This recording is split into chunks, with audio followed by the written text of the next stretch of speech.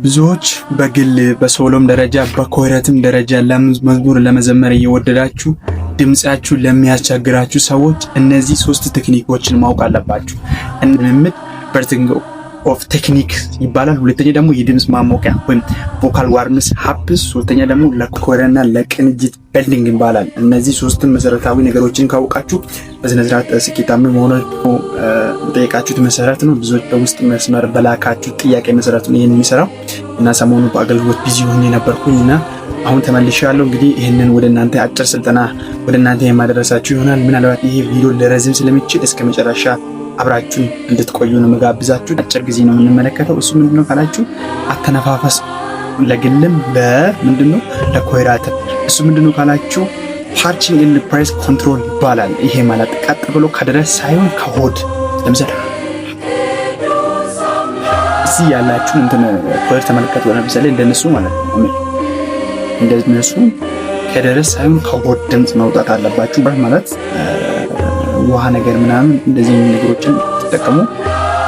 አንገታችሁ እዚህ ማጅራታችሁ አካባቢ ምንድነው ህመም እንዳይሰማ ያደርጋል። ድምጽ ደግሞ አንድ ነገር ሲል የአብዛኛው ሰዎች ሲገጥ ድምጽ አንድ ነገር ከዛ ላይ የግድ ምንድነው ማድረግ አለባችሁ? ውሃ መጠጣት ማረፍ አለባችሁ ማለት ነው።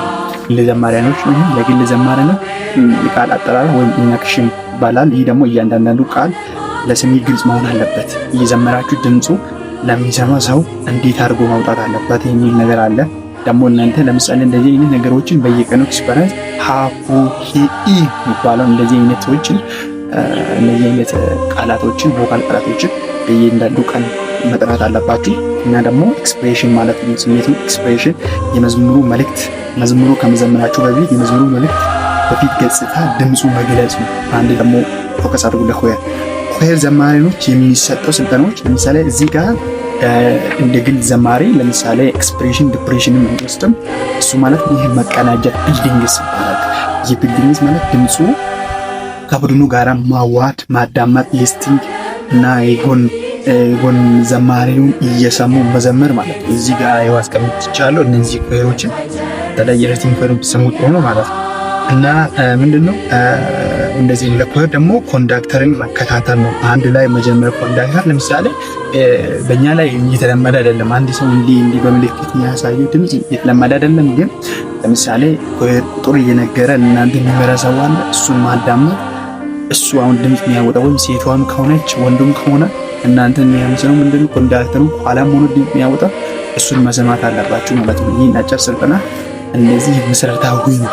እና ቀጣይ ደግሞ ክፍል ምን አይነት ነገሮች እንዲሰራ ከፈለጋችሁ ያላችሁ ሐሳብ በኮሜንት ሜንሽን አድርጉ።